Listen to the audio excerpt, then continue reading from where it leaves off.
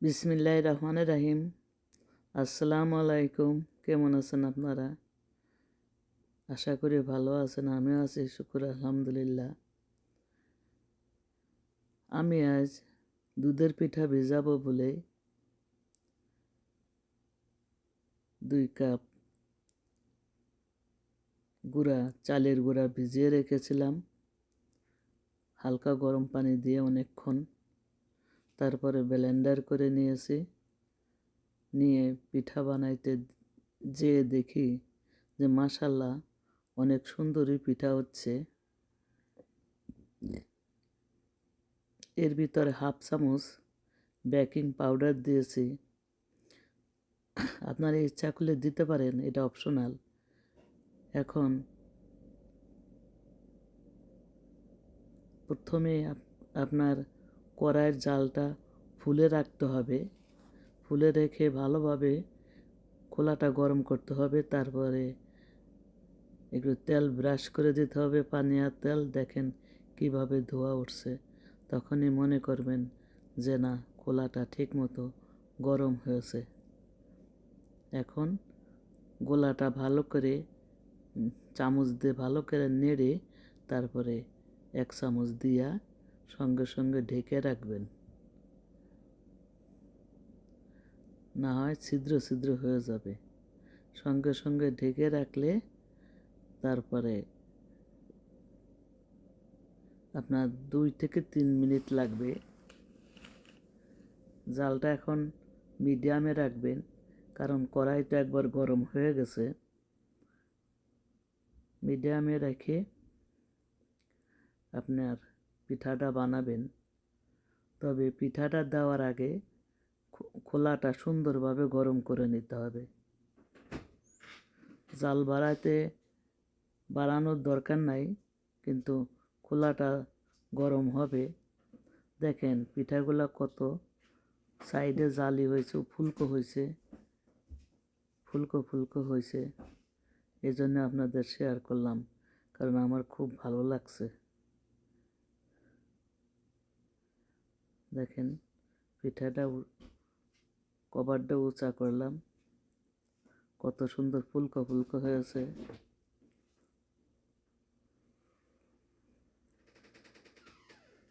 এভাবে আপনারা বানাবেন, আর ভর্তা দিয়েও খেতে পারেন, মাংস দিয়েও খেতে পারেন, আর দুধে ভিজিয়েও খেতে পারেন। তা আমি আজ নিয়ত করছিলাম যে দুধে ভিজাবো। যাক, আল্লাহ আমার নিয়াত পূরণ করবে, বাকি আল্লাহ ভরসা। খোলাটা আবার কিছুক্ষণ গরম করতে হবে, গরম করে আবার মুছতে হবে, তাহলে পিঠা ওঠাইতে আর দেরি লাগবে না। আমি আরেকটা দেখিয়ে দেব।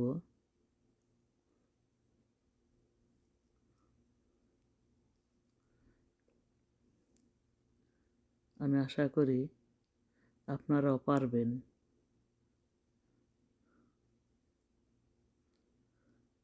কোনো ভাত টাত কোনো কিছুই দিতে হবে না। আমি তো শুকনা চালের গুঁড়ি দিয়ে বানাইলাম, আপনারাও এভাবে করবেন। আর বেকিং পাউডারটাও অপশনাল। দেখেন এই পিঠাটা অনেক সুন্দর ফুলেছে, কিন্তু বেকিং সোডা দিতে যাবেন না।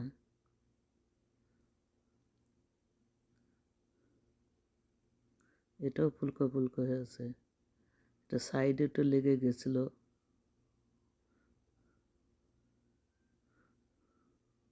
এভাবে আমি সব পিঠাগুলা বানিয়ে নেব।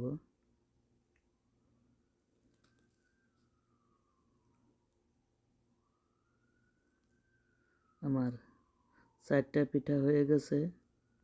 4টা পিঠাই ফুলকো হয়েছে। আগে 2টা বানিয়ে নিয়েছিলাম, আর আপনাকে 2টা দেখিয়ে দিলাম। মোট 4টা। তা আরেকটা দেখিয়ে দিলাম। পিঠা যখন ভালো হয় তখন মনটা খুব ভালো লাগে।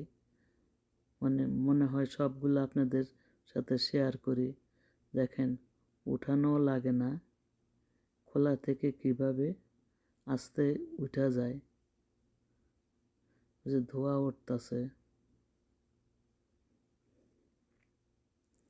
এভাবে আমি সব পিঠাগুলা বানিয়ে নেব, সাথেই থাকবেন। প্রতিবারই খোলা মুছা নেবেন একটু তেল আর পানি দিয়ে। আমি একটা কড়াইতে 2 লিটারের মতন দুধ নিয়েছি, তার ভিতরে 1 কাপের একটু কম ফুল ক্রিম গুঁড়া দুধ দিয়েছি, আর 1/2 কাপ কনডেন্স মিল্ক তার পটের অর্ধেক পট দিয়েছি, যাতে এর টেস্টটা শতগুণে বেড়ে যাবে। আর 2টা এলাচ দিয়েছি, এলাচের মুখটা ফাটিয়ে দিয়েছি। এখন দুধটা অনবরত নাড়তে হবে, কারণ নিচে ধরে যেতে পারে, ধরে গেলে সর্বনাশ, পিঠা খাওয়া বন্ধ হয়ে যাবে। কারণ এই দুধ ফেলে দিতে হবে। দুধে যদি পোড়া গন্ধ লাগে সেই দুধ খাওয়া যায় না। একদিক থেকে মন খারাপ লাগতেছে যে যখন গোলাটা করলাম তখন আপনাদের শেয়ার করলাম না। দুঃখ করেন না, মন খারাপ করবেন না। আল্লাহ যদি বাঁচায় রাখে তবে একসময় দেখিয়ে দেব। দুধটা আমার কমে গেছে, আর বেশিক্ষণ লাগবে না, বেশি ঘন করব না, কারণ তখন তাহলে পিঠা ভিতরে শিরা ঢুকতে যাবে না।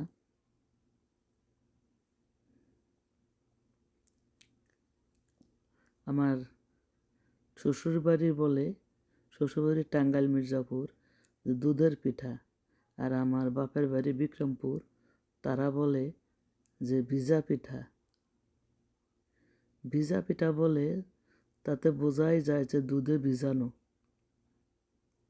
এক এক দিকে এক এক রকম কথা বলে। একটা পিঠা দিয়ে দিয়েছি, পিঠাগুলো আমি আগে দেবো, গুড়টা পরে দেবো। দেখেন ওর যে টুম্পা টুম্পা করে ফুলছে, তা দুধে দেওয়াতেও বোঝা যাচ্ছে যে কত ফুলকো ফুলকোভাবে ফুলে আছে প্রতিটা পিঠাই। আমি খুব খুশি।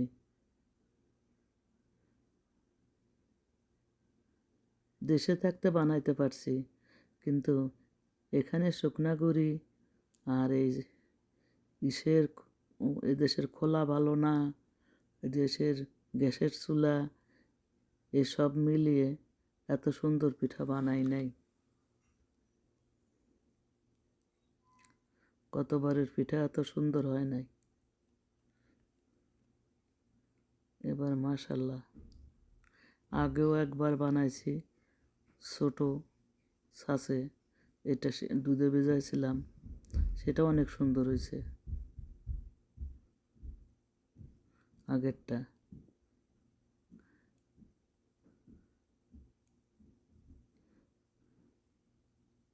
কয়েকদিন আগে ছাড়ছি, সেটা ছোট।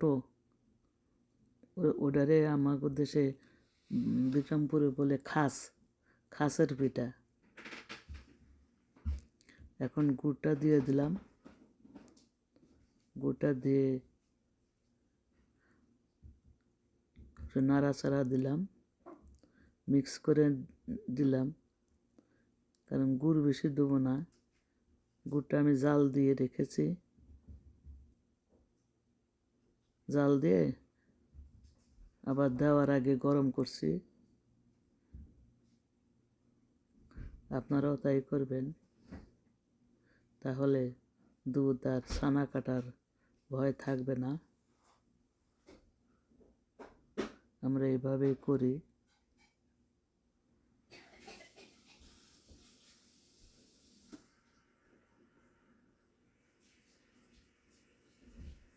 আর যে কোনো জিনিস খাবেন মজা করে বানাবেন।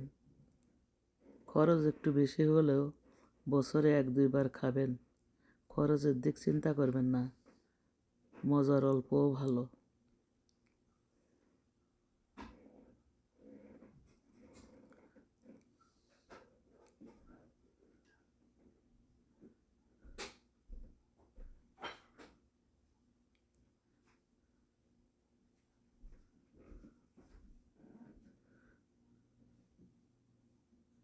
নাড়াচাড়া করতে করতে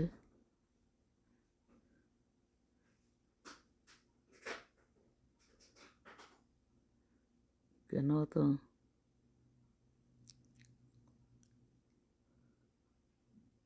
এখন আমি এটা ঢেকে রাখবো সারা রাত। দেখেন মাশাআল্লাহ কত সুন্দর পিঠে হয়েছে, দেখতে লোভনীয় হয়েছে। আপনারা এভাবে বানাবেন আর মজা করে খাবেন, দেখবেন মজার মজা। মেহমান বানিয়ে দিবেন, বাচ্চাকেও বানিয়ে দিবেন,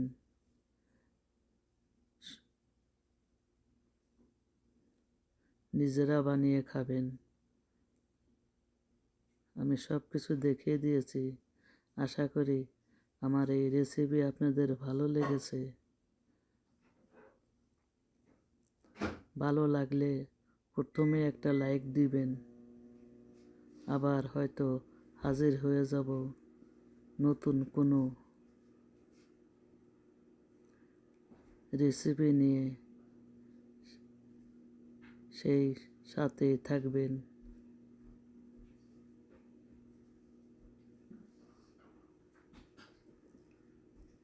আমার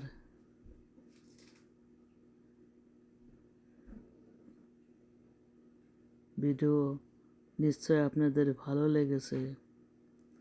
এখন আপনাদের আমি একটা কেটে দেখাবো।